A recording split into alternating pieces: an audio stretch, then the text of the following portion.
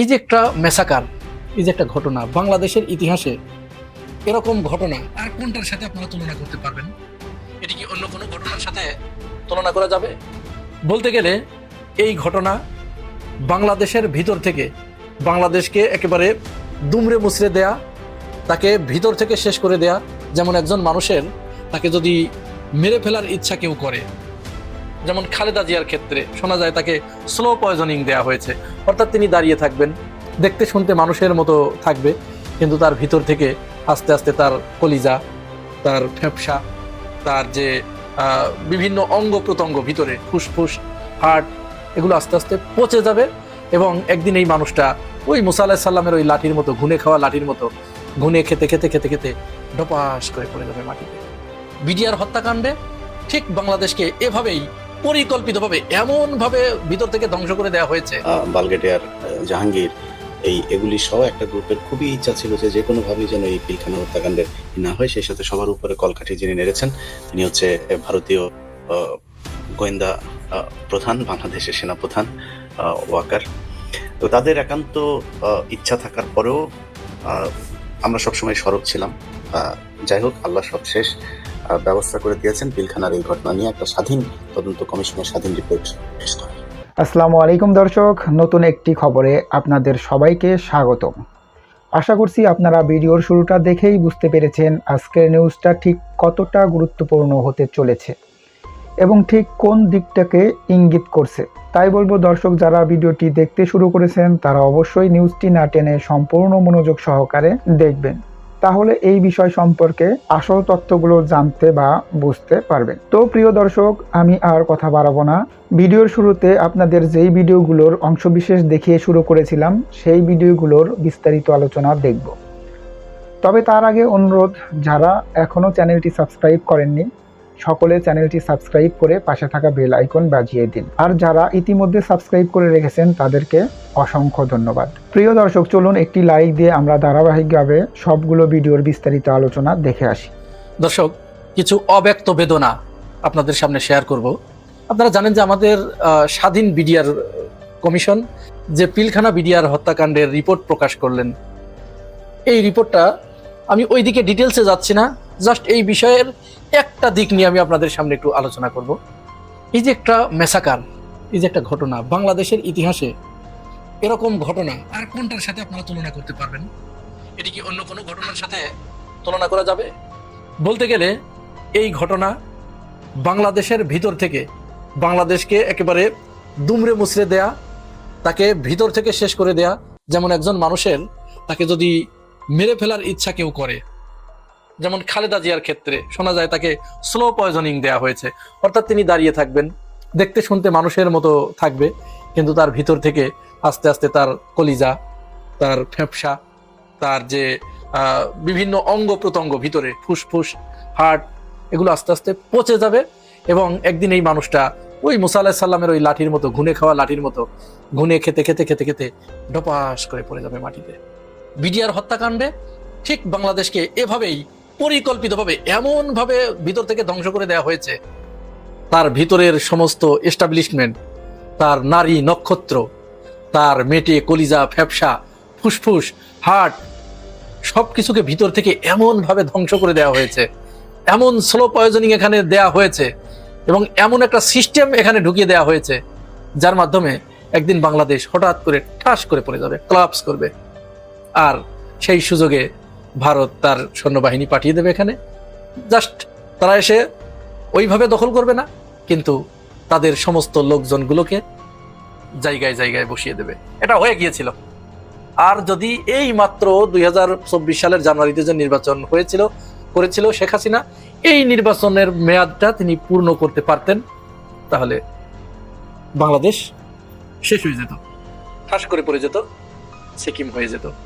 এখানে দেখেন বেছে বেছে আমাদের 57 জন সেনাবাহিনীর অফিসারকে, যারা ছিল প্রত্যেকেই দেশপ্রেমিক এবং চৌকস, অত্যন্ত মেধাবী এবং ভারতের কাছে হার না মানা অকুতভয় দেশপ্রেমিক, ইমানদার, প্রত্যেকেই কিন্তু ইমানদার। খেয়াল রাখবেন বিষয়গুলো, আমি যে কথাগুলো বলছি দেখেন। প্রথমত তারা ছিল দেশপ্রেমিক, দ্বিতীয়ত তারা ছিল ইমানদার, তৃতীয়ত ছিল ভারতের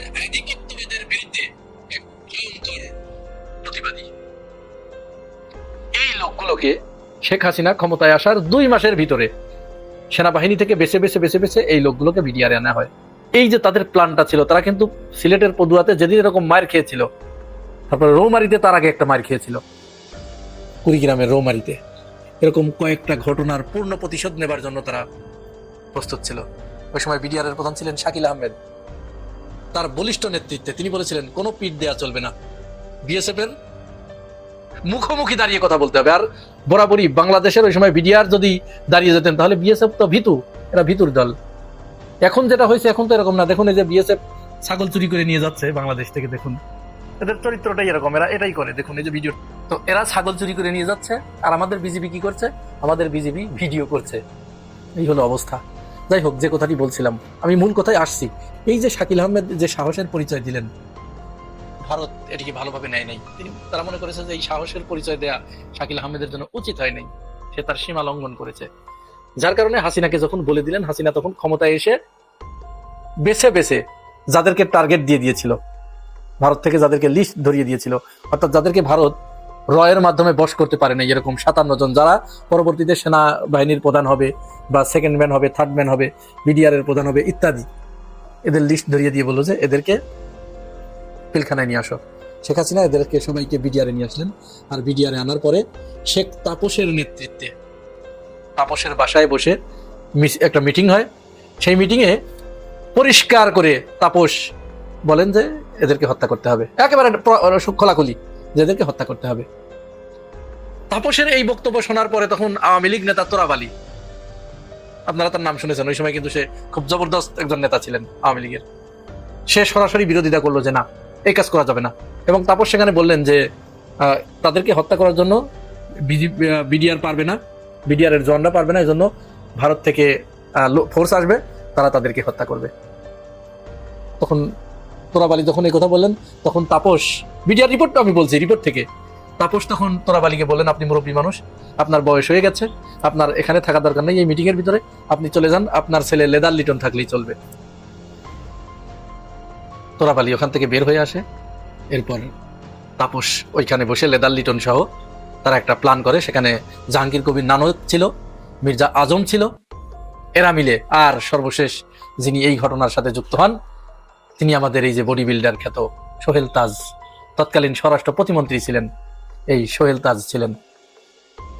বিডিআর রিপোর্টে এইভাবে উঠে আসছে যে সোহেল তাজ ওই ভারতীয় সেনাদের, ওই ভারতীয় প্যারা ট্রুপারদের, ভারতীয় কমান্ডো বাহিনীদেরকে পিলখানার দরবার হলে ঢুকানোর জন্য, পিলখানার ভিতরে ঢুকানোর জন্য 2 থাম কাপড় সেখান থেকে নিয়ে আসে ওই 24 জনের পোশাক বানানোর জন্য। তাদের পোশাক বানানো হয়, তাদের পোশাক কোনো র্যাঙ্ক ছিল না, লেখা ছিল না, জাস্ট তাদের শুধু ভিতরে ঢোকানোর জন্য। এরপরে পরের ইতিহাস আপনারা সবাই জানেন। তারা এসে বাংলাদেশ আর যাতে কোনোদিন মাথা উঁচু করে দাঁড়াতে না পারে, মানে এই 57 ধারণা করা হচ্ছে যে যেহেতু 57 জনের লিস্ট দেওয়া হয়েছিল, এই 57 জনই ছিল বাংলাদেশের পক্ষে। বাকি যারা, তারা কোনো না কোনো ভাবে ভারতের পা চেটেছে, অথবা তারা এমন কোনো কাজ করেছে যে ভারত তাদেরকে নিয়ন্ত্রণ করতে পারে, এরকম লোক ছিল। যার কারণে এই 57 জনকে তারা টার্গেট নিয়ে তারা এই 57 জনকেই দুনিয়ার বুক থেকে বিদায় করে দিল, তাদেরকে নির্মম ভাবে হত্যা করলো, তাদের পরিবারদেরকে হত্যা করলো, তাদের পরিবারদের রেপ করলো, সন্তানদেরকে, ছোট ছোট বাচ্চাদের বুটের লাথি দিয়ে দূরে সরিয়ে দিয়েছে। এরকম ঘটনাও ঘটতে দেখা গেছে। এখন আপনারা বলেন, আমি মূল যে প্রশ্নটি এখন করতে চাই, এই যে ঘটনাটি, এত বড় একটা ঘটনা ঘটলো, এই তদন্ত কমিশনের রিপোর্ট প্রকাশ পেল, এই ঘটনা নিয়ে সমস্ত টিভি চ্যানেলগুলোর কি উচিত ছিল না এমন বিস্তর আলোচনা করা এবং এগুলো তুলে ধরা জাতির সামনে, যে আওয়ামী লীগ কত নিকৃষ্টভাবে এই বাংলাদেশকে ভারতের হাতে তুলে দিয়েছিল?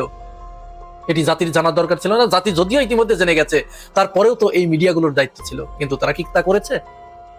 তারা এই বিষয়ে কোনো আলোচনা করে নাই, জাস্ট দায় সারা গোছের একটা রিপোর্ট করেছে। তারা পড়ে আছে শুধু জামাত ইসলাম কবে কোথায় কি করেছিল, পাকিস্তান আমলে বাংলাদেশ চায় নাই, তারা সেই বয়ান উৎপাদনে এখনো ব্যস্ত। যেহেতু মিডিয়া এটা করে নাই, তাহলে আমরা ধরে নিতে পারি এই মিডিয়াগুলো, যেহেতু সব আওয়ামী লীগ, শেখ হাসিনা তার শাসনামলে প্রায় 40টার মতো টিভি চ্যানেলের লাইসেন্স দিয়ে গেছে, এটা কারা? সব তারা। সুতরাং তারা কোনোদিন এই বিষয়গুলো মানুষের নজরে আনবে না। যত আরো চাপিয়ে দেয়া যায়, তারা ওই আলোচনা করতে গেলেই জামাতকে নিয়ে প্রশ্ন করে বসে। এটা নিয়ে প্রশ্ন করে, ওটাও নিয়ে, অর্থাৎ লাইনচ্যুত করে দেয়। সুতরাং আমার এই আলোচনা যারা শুনছেন, আপনারা দয়া করে প্রতি বছর পিলখানা দিবস হিসেবে ঘোষণা করে আপনারা নিজ নিজ এলাকায় এই ঘটনা এমন ভাবে মানুষের সামনে তুলে ধরার চেষ্টা করুন, পত্র পত্রিকায়, ফেসবুকে, সোশ্যাল মিডিয়ায়, যার যেখানে যে অবদান আছে আপনারা আলোচনা করুন এবং মানুষের সামনে সেটি তুলে ধরুন। প্রয়োজনে এই স্বাধীন তদন্ত কমিশনের পুরো রিপোর্ট প্রত্যেকেই আপনারা মনোযোগ দিয়ে পড়ে একেবারে হৃদয়ঙ্গম করে ফেলেন। প্রতিটা মানুষের কাছে এই মেসেজ পৌঁছে দিন যে আওয়ামী লীগ এদেশের জন্য কোনোদিন ভালো নয়, আওয়ামী লীগ কখনোই এদেশের বন্ধু নয়, তারা মূলত ভারতের চর, তারা মূলত ভারতের বিজেপি পার্টির বাংলাদেশ শাখা, তারা এই বাংলাদেশকে ভারতের হাতে তুলে দেবে আবার যদি ভবিষ্যতে তারা কোনোদিন ক্ষমতায় আসতে পারে। সুতরাং আওয়ামী লীগ যাতে এই সুযোগ আর কোনোদিন না পায়, এই দায়িত্ব বাংলাদেশের জনগণকে পালন করতে হবে। আপনাদেরকে যেমনটি বলেছিলাম যে রাত 10টায় ইনশাল্লাহ আপনাদের সাথে দেখা হবে, কথা হবে, এবং পিলখানা হত্যাকাণ্ড নিয়ে স্বাধীন তদন্ত কমিশনের যে রিপোর্ট আপনারা জানেন প্রকাশিত হয়নি, তবে সম্পূর্ণ হয়েছে সেই রিপোর্টটি। আরো কিছু কাজ বাকি আছে যেটার জন্য কমিশন কয়েকদিন সময় চেয়েছেন। তো আমি যেটা মনে করলাম যে সরকারের একটা শুরু থেকে একটা গ্রুপের আসিফ নজরুল সহ স্বরাষ্ট্র উপদেষ্টা ব্রিগেডিয়ার জাহাঙ্গীর এগুলি সহ একটা গ্রুপের খুবই ইচ্ছা ছিল যে কোনো ভাবেই যেন এই পিলখানা হত্যাকাণ্ডের না হয়। সেই সাথে সবার উপরে কলকাঠি যিনি নেড়েছেন তিনি হচ্ছে ভারতীয় গোয়েন্দা প্রধান, বাংলাদেশের সেনাপ্রধান ওয়াকার। তো তাদের একান্ত ইচ্ছা থাকার পরেও আমরা সবসময় সরব ছিলাম। যাই হোক, আল্লাহ সবশেষ ব্যবস্থা করে দিয়েছেন পিলখানার এই ঘটনা নিয়ে একটা স্বাধীন তদন্ত কমিশনের স্বাধীন রিপোর্ট পেশ করার, এবং সেই স্বাধীন তদন্ত কমিটি গঠন করার পরেও আপনাদেরকে কিছু জিনিস খুব গুরুত্বপূর্ণ বলে রাখা প্রসঙ্গক্রমে এগুলো টেনে আনা উচিত।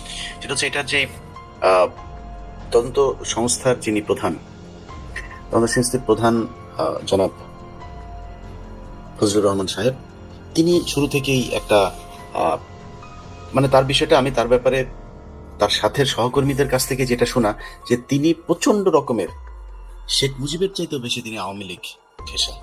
আবার তার ভিতরে কিছু নীতি নৈতিকতা আছে, কিন্তু আওয়ামী লীগের প্রশ্নে তিনি একদম কোনোভাবেই ছাড় দিতে চান না। এই তদন্ত রিপোর্টটাতে দলগতভাবে আওয়ামী লীগকে দায়ী করা হয়েছে, অর্থাৎ এই দলের প্রধান সহ কেন্দ্রীয় বেশ কয়েকজন নেতার নাম এসেছে, যে কারণে আওয়ামী লীগ ব্যান হওয়া বা বাংলাদেশে তাদের বিচার হওয়া, তাদের রাজনীতি নিষিদ্ধ করার জন্য পিলখানা হত্যাকাণ্ডই যথেষ্ট। এটার বিচার যদি হয় সেটাই যথেষ্ট। তো সেটা করতে গিয়ে জনাব ফজলুর রহমান সাহেব যেটা করেছেন, তিনি বলেছেন যে কমিশনের যে রিপোর্ট পেশ হবে সেখানে যেহেতু আওয়ামী লীগের বিষয়টা আসবে, 2 লাইন জামাতের বিরুদ্ধেও লিখে দেওয়ার জন্য, যে জামাত এই পিলখানা হত্যাকাণ্ডের সাথে কোনো না কোনোভাবে জড়িত ছিল, এটা কোনো একটা ইয়েতে জামাতকেও করে দেওয়া। উনি প্রচন্ড রকমের জামাত বিদ্বেষী, প্রচন্ড রকমের, এবং প্রচন্ড ভারত আওয়ামী লীগ প্রেমী। উনি ছাত্র জীবনে ছাত্রলীগ করেছেন, সেই ভালোবাসা তিনি এখনো পর্যন্ত ছাড়তে পারেন নাই। তবে যেটা আমি বললাম যে তার ভিতরে কিছু নীতি নৈতিকতার ব্যাপার আছে। ফজলুর রহমান, আপনাকে যেটা বলতে চাই যে এই কমিশনের রিপোর্ট আপনার জীবনের হয়তো সবশেষ সুযোগ এই বাংলাদেশকে আপনি ভারতের বিরুদ্ধে, ভারতের যেই দখলদারিত্ব সেটা থেকে মুক্ত করার একটা সুযোগ আল্লাহ আপনাকে দিয়েছেন। এই সুযোগ যদি আপনি কাজে না লাগিয়ে আপনি কোনো ধরনের অপরাধীদের সাথে চোখ সাজস করে তারপরে কোনো কিছু করার চেষ্টা করেন, সেটার জন্য আপনাকে সারা জীবন আপনার মান সম্মান প্রশ্নে আপনাকে পোহাতে হবে। পিলখানা হত্যাকাণ্ডের যে ঘটনা সেটা আমি দীর্ঘদিন ধরে আপনাদেরকে একটা কথা বলছিলাম। আমি তখন যখন 1 বছর আগে হবে, সোহেল তাজের ব্যাপারে কিছু জিনিস আমি চেয়েছিলাম উপস্থাপন করতে। তবে ওই সময় একজন বিশেষ ব্যক্তিত্ব, তার পরামর্শক্রমে তিনি বললেন যে ইলিয়াস, এই বিষয়গুলো নিয়ে কোনো কথা বলার দরকার নাই, আমরা এটা পরে রিপোর্ট প্রকাশক তারপরেই করব। তো তাদের কাছে আমার যেটা অনুরোধ ছিল যে তাহলে সোহেল তাজ যেন কোনোভাবে দেশ থেকে বের হয়ে কোথাও পালাতে না পারে, এটা নিশ্চিত করা। যাই হোক, সোহেল তাজ এই মুহূর্তে দেশে আছেন এবং আমার বিশ্বাস যে তিনি যে কোনো সময় গ্রেপ্তার হবেন। গ্রেপ্তার হওয়ার যে কারণ সেটা আপনাদেরকে জানিয়ে রাখি। আমি পিলখানা হত্যাকাণ্ডের যে রিপোর্টের একাংশ আজকে প্রচার করার আপনাদেরকে গত পরশুদিন কথা দিয়েছিলাম। আমি বলেছিলাম যে সরকার যদি নিজে থেকে এটা না করে, প্রচার না করে, সেই ক্ষেত্রে আমি এটার একটা অংশ প্রকাশ করব। এটা সরকারের বিরুদ্ধে কোনো কাজ করছি বিষয়টা এরকম, এটার জন্য না। আমি যেটা মনে করি যে এটা সরকারেরও উচিত এটা দ্রুতই করা, কারণ অনেকে পালিয়ে যেতে পারে। আমি মূলত সরকারকে সহায়তা করার উদ্দেশ্যেই এই রিপোর্টের কিছু অংশ আপনাদেরকে দেখাইতে চাই। সেখানে মূলত এই নাম কি, সোহেল তাজ। সোহেল তাজকে মূলত যে বিষয়গুলোতে তার সম্পৃক্ততা পাওয়া গেছে, আমি আজকের প্রথম পর্বে মূলত সেই বিষয়গুলো নিয়ে আসবো।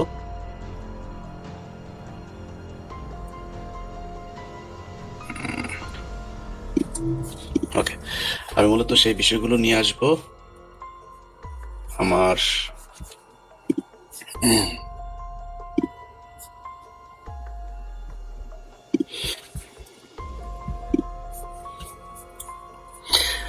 আচ্ছা, প্রথমে এটা হচ্ছে যে স্বরাষ্ট্র মন্ত্রণালয় থেকে 2টি গাড়ি পিলখানায় এসে বিডিআর সৈনিকদের জন্য বরাদ্দকৃত ইউনিফর্মের 9 থাম কাপড় নিয়ে যায়।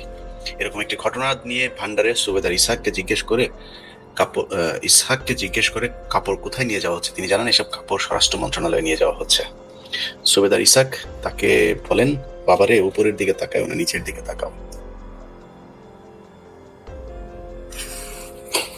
আচ্ছা,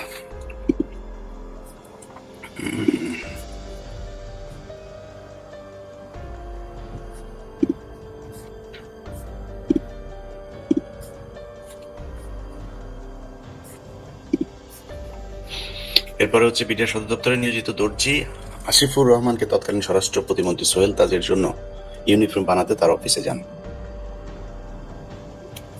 আচ্ছা, তার শরীরের মাপ নিয়ে আসেন। সোহেল তাজ এবং সোহেল তাজের ইউনিফর্ম বানানোর জন্য সদর রাইফেল ব্যাটালিয়নের মেজর মুস্তাক তাকে নির্দেশ দেন। ইউনিফর্মের জন্য মাপ নিতে বিডিআর হত্যাকাণ্ডে গুরুত্বপূর্ণ ভূমিকা পালনকারী জিডি তৌহিদ আকাশকে সোহেল তাজের অফিসে নিয়ে যান।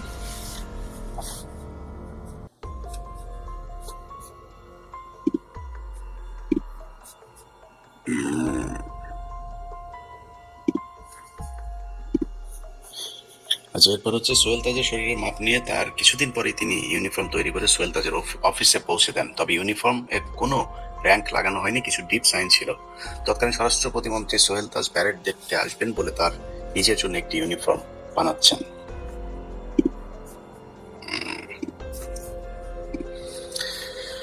যেমন অভূতপূর্ব ঘটনা অন্যান্য অফিসাররা জানতে পারলে তাদের মধ্যে ব্যাপক কৌতূহল সৃষ্টি করে এবং তারা অনেকেই ইউনিফর্মটি দেখেন। সোহেল তাজ এবং শেখ সেলিমের উপস্থিতিতে ভারতীয় গোয়েন্দা সংস্থার 24 জনের একটি কিলার গ্রুপের সাথে বৈঠক হয়। এটা হচ্ছে আমাদের প্রিয় সোহেল তাজ ওরফে বডি সোহেল। সো এই বডি সোহেল এভাবেই পিলখানা হত্যাকাণ্ডের সাথে জড়িত হয়েছিল এবং আরো কিছু বিষয় এসছে যেটা আমি আংশিক অংশই করলাম। সোহেল তাজ বলেছিলেন হত্যাকাণ্ড ঘটনার পরেও তিনি বলেছিলেন যে বন্ধু প্রতিম দেশের সহায়তায় বিডিআরকে পুনর্গঠন করার ঘোষণা দিয়েছিলেন এবং তৎকালীন সময়ে যুগান্তর পত্রিকায় একটা কলাম তিনি লিখেছিলেন যে একবিংশ শতাব্দীতে যাতে আধুনিক সীমান্তরক্ষী বাহিনী গড়ে তোলা যায় সে লক্ষ্যে সরকার কাজ চালিয়ে যাচ্ছে। বিডিআরকে পুনর্গঠন করে তাদের প্রশিক্ষণের উন্নয়ন কর্মকাণ্ডে প্রতিবেশী দেশগুলোর সহায়তা নেওয়া যেতে পারে। তিনি বলেন বন্ধু প্রতিম দেশের সহায়তা নিতে কোনো সমস্যা নেই। 6 মে 2009 সালে যুগান্তর পত্রিকায় তিনি এই কলাম লেখেন, এই বক্তব্য দেন। আচ্ছা, একটা জিনিস আপনাদের জানিয়ে রাখি, সেটা হচ্ছে যে শেখ মুজিব মারা যাওয়ার আগে ঠিক ওই সময়টাতে আপনারা জানেন যে সোহেল তাজের বাবাকে মন্ত্রী পরিষদ থেকে বহিষ্কার করা হয়েছিল, পদত্যাগ করতে বাধ্য করা হয়েছিল। মূলত তিনি পদত্যাগ করেন, কিন্তু পদত্যাগ করাটা তার না করার কোনো অপশন তার হাতে ছিল না। যাই হোক, তো সেই সোহেল তাজের বাবাকে কিন্তু শেখ মুজিব মৃত্যুর আগ দিন পর্যন্ত তাকে কিন্তু গৃহবন্দী এবং তার বাড়ির আশপাশে গোয়েন্দা সংস্থার লোকজন দিয়ে তাকে আটকে রাখা হতো। তার সাথে ভারতীয় গোয়েন্দা সংস্থাদের কাদের কখন বৈঠক হয়, কি হয়, এই বিষয়গুলো নিয়ে তাদের আলাপ হতো। আচ্ছা, এই কথাগুলো কিন্তু আমার মুখের কথা না, এটা তাজউদ্দিন আহমেদ নেতা ও পিতা এই বইয়ের তার নিজের মেয়ে এই কথাগুলো লিখেছেন। এটা আপনারা এই বই পড়লে আমার যে কথাগুলো বললাম সেটা কোট আনকোট পেয়ে যাবেন। সেই ধারাবাহিকতায় সোহেল তাজ সেই রয়ের হয়ে কাজ করেন। এরা প্রত্যেকভাবে রক্তের মধ্যে ভারতীয়দের সাথে এদের সম্পর্ক আছে। এদের পরিবারের ডিএনএ টেস্ট করলে ওদের কিছু বাবা টাবা এদেরকে ভারতে খুঁজেও পাওয়া যেতে পারে। কারণ যুদ্ধের সময় যারা ওই পারে গিয়ে এই করে আসছে তাদের অনেকেরই দাদাদের সাথে প্রেম হয়েছে, ওইখানে খেলাধুলা করে তারপরে বাচ্চা নিয়ে এসে তারাই বাংলাদেশে এসে এই যে ছাত্রলীগ যুবলীগ দেখেন, এগুলি বেশিরভাগ ওইখান থেকে পয়দা হওয়া। অনেকে দেখবেন আওয়ামী লীগের প্রতি বিশাল 32 নাম্বার বিশাল ব্যাপার। এখানে বসে না কি হয়েছে, 32 নম্বরে বসে শেখ হাসিনা এই জিয়াউর রহমানকে মারার পরিকল্পনা করেছে। 32 নম্বরে বসে বাকশাল গঠন হয়েছে। সো এইসব বিষয়গুলো নিয়ে তারা আমাদের নানানভাবে বুঝাইতে চেষ্টা করেন যে আওয়ামী লীগ এই দেশের বিশাল আকারে কিছু। আজকে যখন কথা বলছে, আজকেও এই উত্তরবঙ্গে বিএসএফ গুলি করে একজন মেরেছে, এগুলি গায়ে লাগে না? গায়ে খালি লাগে হচ্ছে ওনাদের বিশাল আকারের মানে প্রেম ভালোবাসা ভারতের জন্য।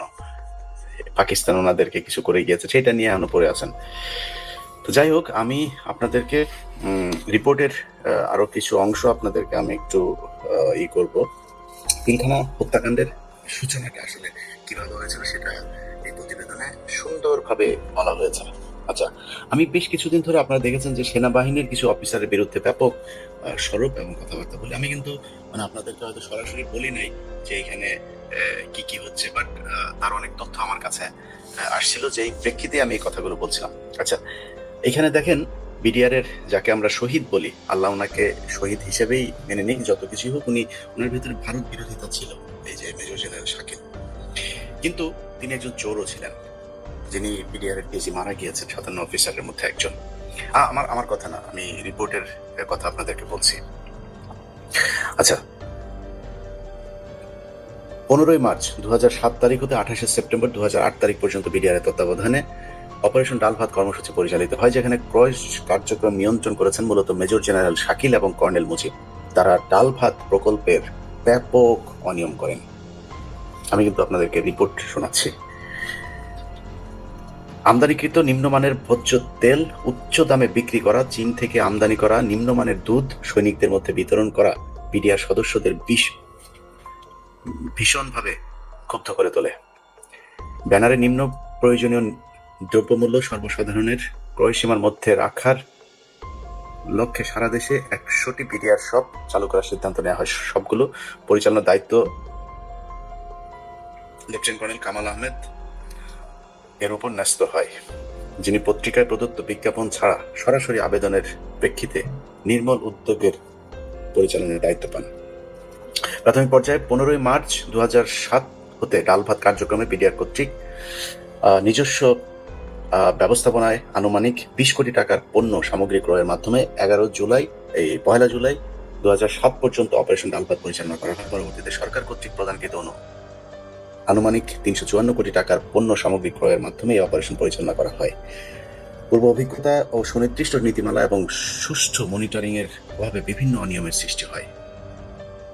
আচ্ছা, মূলত এই হচ্ছে শুরু। আপনাদেরকে একটা জিনিস বুঝতে হবে যে ভারতীয়রা আমাদের দেশে যখন অপারেশন করে, অনেক অপারেশন আছে যেগুলো কিনা নিজেদের মধ্যে নিজেদের দ্বন্দ্ব বাঁধিয়ে দিয়ে তারপরে তারা করে, কিন্তু এটা আমার মনে হয় বাংলাদেশের ইতিহাসে এই এত বড় অপারেশন, যেটা কিনা সরাসরি ভারতীয় গোয়েন্দা সংস্থার ট্রেন্ড কিলার যারা এসেছিলেন তারা সেখানেই হত্যাকাণ্ডে অংশ নেন।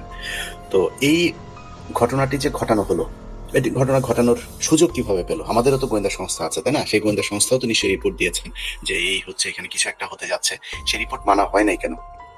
এখন আপনার আর্মির যেসব সিনিয়র অফিসার, সেই অফিসারদের ভেতরেই কয়েকজন ছিল, যেমন 46 ব্রিগেড, 13 ব্রিগেড, 30 ব্রিগেড, এরকম কয়েকটা ব্রিগেড, তারা সরাসরি ব্রিগেড কমান্ডাররা এটার সাথে জড়িত ছিল। এর মধ্যে আপনারা শামসের নাম, বহুল আলোচিত প্রচারিত একটা নাম, সে নিজে সরাসরি হত্যাকাণ্ডের সাথে সম্পৃক্ত ছিল। এবং কর্নেল মুজিব, যিনি মারা গিয়েছেন, যার কথা একটু আগে বললাম, চোর শাকিল চোরের সাথে আমি 2 দিন আগে একটা ফেসবুকে পোস্ট দিয়েছিলাম, আপনাদের নিশ্চয়ই মনে আছে। সেখানে লিখেছিলাম গমচোর শাকিল। গমচোর শাকিল কেন বলেছিলাম সেটা আজকে আপনারা নিশ্চয়ই বুঝতে পারছেন। আমার খুব কষ্ট হয়, শাকিলের ছেলে আছে, খুব ভদ্র স্মার্ট একটা ছেলে আছে, সাকিন নাম। সাকিন ভাই, মানে ওনার কাছে অনুরোধ থাকবে, আপনার পেটে, আপনার পরিবারের সবার পেটে চুরির টাকা আছে, আপনার এত সুশীল সাজার কিছু নাই। চুরির টাকার জন্য আপনার বাপ যেহেতু এটা কামাই করেছিল, আল্লাহর কাছে তওবা করে নিয়েন যে আল্লাহ, চুরির টাকা যা আছে, বাট ভবিষ্যতে আল্লাহর কাছে আপনার এদিন বক্তব্য দেখলাম আপনি বিডিআর সদস্যদের মুক্তি চেয়েছেন, এটা একটা গুড নিউজ ছিল। আপনি ভবিষ্যতেও আশা করি দেশের পক্ষে কাজ করবেন। আপনার বাবাও কিন্তু দেশপ্রেমিকই ছিল, চোর ছিল কিন্তু দেশপ্রেমিক ছিল, সে ইন্ডিয়া বিরোধী ছিল, যে কারণে আপনার বাবাকে মারা হয়েছে। সো এই প্রেক্ষাপটটা তৈরি করে দিল কারা? আপনি যদি বলেন এই যে পিলখানার হত্যাকাণ্ডে, আমি এখন ডিএটি তৌহিদের নামটাও রিপোর্টে দেখলাম। এখন ডিএটি তৌহিদের বিষয়টা আমি কিন্তু এর আগে বলেছিলাম যে তারা এই বিডিআর যারা আছে তারা নিরীহ নিষ্পাপ। এর মধ্যে কয়েকজন আছে, যেমন সিপাহী মঈন, তারপরে আরো কয়েকজন সিপাহী এর সাথে সম্পৃক্ত ছিল, যারা জানতো যে এখানে একটা গোলাগুলির ঘটনা পর্যন্ত যাবে, কিন্তু তারাও কিন্তু সবকিছু একদম পুরোপুরি জানতো না। আবার কিলিং এর সাথে কিছু ছিল, যেমন তোরাবালির ছেলে লেদার লিটন, তোরাবালি, এগুলো এরা কিন্তু ছিল। চোরাবালি বাইরে থেকে এসে সেখানে অংশ নিয়েছিল, কিন্তু তাদের সবাইকে সেফ এক্সিট দিয়েছে সরকার। আচ্ছা, এখন এই যে বিডিআর এর যাদের নাম এসছে, এখন অনেকের নাম আসবে, কিন্তু বিডিআর এর আমরা তো বিডিআর এর সবাইকে মুক্তি চাচ্ছি, কিন্তু বিডিআর এর অনেকের নাম আসবে। কিন্তু আপনাদেরকে এটা মাথায় রাখতে হবে যে বিডিআর এর সদস্যরা যারা এই আগের পূর্বের যে বৈঠকগুলো আপনারা এই রিপোর্টে পরবর্তীতে জানবেন, যে আগের যে বৈঠকগুলো হতো পিলখানা আপনার মসজিদে, এই বৈঠকগুলোতে তাপস থাকতো। এই বৈঠকের কিছু বৈঠকে সোহেল তাজ নিজেও ছিলেন। তারপরে আরো যারা যারা বাইরে থেকে গিয়ে তার বিটিআর সদস্যদের সাথে বৈঠক করতেন, তাদের ক্ষোভ কিন্তু আজকে থেকে না, তাদের অনেক ক্ষোভ আছে। তাদের 1 মাসের ছুটি দেওয়া হয় প্রতি বছরে, তাদের স্ত্রীদের বাসায় থাকে, তাদের সন্তানরা বাসায় থাকে, তার বাবা মার সাথে তারা 2 মাসের ছুটি চেয়েছেন, এটা খুবই যৌক্তিক একটা বিষয়। তারপরে তারা তাদের এই সেনাবাহিনীর যেসব চোরেরা তাদেরকে শাসন করে, সেই চোরেদেরকে তারা চায় নাই। ভাই, একটা জিনিস খুব পরিষ্কার, আপনি সেনাবাহিনী বলবেন যে হ্যাঁ সেনাবাহিনী কেন সরে যাবে, সেনাবাহিনী সরে গেলে তারা কি হবে, তারা চুরি করবে, তো আপনি তো চুরি করেন। এই রিপোর্টে এসছে যে মেজর জেনারেল শাকিলের স্ত্রী 600 কোটি টাকা পাচার করছিলেন। সেই পাচারের টাকা ধরার পরে সেটার কোনো তদন্ত করা হয়নি। মেজর শাকিল এবং এই সেনাপ্রধান মইনু আহমেদ, তাদের মধ্যে এই টাকার ভাগাভাগি নিয়ে কক্সবাজারে এক হোটেলের মধ্যে ব্যাপক বাকবিতণ্ডা হয়। এই যে জিনিসগুলো, তার মানে হচ্ছে বিডিআর এর লোকজনকে খেপানো, তাদের এই যে পচা দুধ খাওয়ানো, তারপরে তাদের অপারেশন ডাল ভাতের টাকা মেরে দেয়া, তাদেরকে ছুটি না দেয়া, তারা আর্মি অফিসার চায় না সেখানে আর্মি অফিসার তাদেরকে ঘাড়ের মধ্যে পাড়া দিয়ে তারপর ধরে রাখা। এই মেজর জেনারেল শাকিলের স্ত্রী, যাকে আপনারা অনেকেই বলেন যে ধর্ষিত হয়েছে, ওনারা ধর্ষণ করার কিছু নাই, উনি এমনিতেই দিতেন। কর্নেল মুজিবের স্ত্রীরও অনেক ঘটনা, আমি এগুলো নিয়ে এই আলোচনায় যাইতে চাই না। সো এত বেশি আবেগ দেখানোর দরকার নাই। ওনারা যে কি কত মানে বড় মাপের ক্ষতি বাংলাদেশের জন্য করে দিয়ে গিয়েছেন, এদের বিচার হওয়া উচিত। রিপোর্টে যেহেতু এসেছে, এগুলো আমি চাই না কোনো কিছু গোপন থাকুক, বাংলাদেশের মানুষের এগুলো জানতে হবে, জানাইতে হবে। এটা গোপন রাখার জন্য কেউ কোনো কিছু করবে, আমরা পুরো রিপোর্ট কিন্তু পাবলিক করে দেব। অতএব আমি যেটা বলতে চাই সেটা হচ্ছে যে এই হত্যাকাণ্ডের সাথে সেনাবাহিনী পরিকল্পনা করেছে, এবং পিলখানা হত্যাকাণ্ডের দিন আপনারা দেখেছেন যে বিডিআর এর অনেক অফিসার তারা গোলাগুলি করেছে। হ্যাঁ, তারা হয়তো সেখানে লুটপাটও করেছে, তারা সেখানে একটা পর্যায়ে গিয়ে গোলাগুলিও করেছে, তারা এক পর্যায়ে গিয়ে হইতে পারে কেউ কেউ ধর্ষণের সাথে জড়িত হয়ে গিয়েছিল। কিন্তু প্রেক্ষাপটটা তৈরি করলো কারা? বিডিআর এর সদস্যদেরকে এই যে খেপিয়ে তুললো, আপনি তো সেদিন আপনারা তাদের বক্তব্যগুলো শুনেছেন, বিভিন্ন গণমাধ্যমে তারা বক্তব্য দিয়েছে। এই বক্তব্যগুলো তো মিথ্যা না, খুবই ন্যাচারাল, একদম অর্গানিক বক্তব্য তারা দিয়েছে। তার মানে তাদের ক্ষোভ ছিল। তাদের ক্ষোভ থাকার পরেও সেই ক্ষোভগুলো সেনাবাহিনী তো বালছেরা একদম সবসময় ভাবের সহিত থাকেন। ওনাদের ভাবের ঠেলায় চোরের বাচ্চারা সারা দেশে চুরি করে, যেখানে বসাবে সেনাবাহিনী, যেখানে বসায় বিডিআর এ বসাইছেন চুরি করে, যেখানে বসান। এগুলো যদি নাম ধরে বলি, আপনি বিডিআর এর বাংলাদেশে সব ঢাকা মেডিকেলের কথা ধরেন, ঠিক হয়েছে আজ পর্যন্ত ঢাকা মেডিকেল সবচাইতে মানে অনিয়ম বিশৃঙ্খলা ঢাকা মেডিকেলের পরিচালককে ওনাদের বালগেডিয়ার একজনকে নিয়ে বসায় রাখেন। তা আপনারা কি বালটা ফালান? কিছুই করতে পারেন। তা আপনারা বাল যাওয়ার দরকার কি এখানে? এইভাবে ওনারা সব জায়গায় গিয়ে বসে থাকবে, ওনাদের একজনকে বসাইতে হবে। ওষুধ প্রশাসন অধিদপ্তরে তোর কাজটা কি? ওখানে বসাইতে হবে। সিটি কর্পোরেশনে তোর কাজ কি? চোরের বাচ্চা, তুই যা ওই কনস্ট্রাকশন করার দরকার কি? তুই এগুলির মধ্যে থাকিস, থাকে চুরি আরো ভালো করে তারা শেখে। প্রাতিষ্ঠানিকভাবে আর্মি চুরির সাথে জড়িত হয়ে গিয়েছে। তাদের এগুলি বলার পরেও তারা শোনে নাই। না, তারা সেনাবাহিনী বালবাহিনী তিনি এক না, আর বিডিআর কে তারা মানে কবজা করে রাখতেই হবে। তারা রাখেন, কোনো সমস্যা নাই। সেনাবাহিনীর প্রতি আমাদের শ্রদ্ধা আছে, ভালোবাসা আছে, রাখেন, সমস্যা নেই। আপনি চুরি করেন কেন যায়? এগুলো তারা করেছে, পিলখানাতেও করেছে। আচ্ছা, এখন পিলখানার এই যে সৈনিকদের কথা যেটা বলছি, যাদের নিয়ে বৈঠক হয়েছিল, যারা জানতো যে পিলখানায় একটা ঘটনা ঘটবে, কি ঘটনা ঘটবে সেটা তাদেরকে বলা হয়েছে। আমার কাছে অনেকগুলো রেকর্ড আছে, যে রেকর্ডে জিজ্ঞাসাবাদে যাদেরকে হত্যা করা হয়েছে, যে বিডিআর সদস্যদেরকে, আমার এই 5 আগস্টের পরপর আমার যে পিলখানা নিয়ে যে অনুসন্ধান আমি দেখেছিলাম, সেখানে আপনারা নিশ্চয়ই দেখেছেন। সেই সৈনিকরা বলেছিলেন যে স্যার, আমরা জানতাম এখানে একটা ঘটনা ঘটবে, কিন্তু কি ঘটনা ঘটবে? ঘটনা হচ্ছে আমাদেরকে বলা হয়েছিল যে বিডিআর এর ডিজি কে জিম্মি করা হবে। শেখ ফজলুর তাপসের বাসায় বসে একটা মিটিং হয়।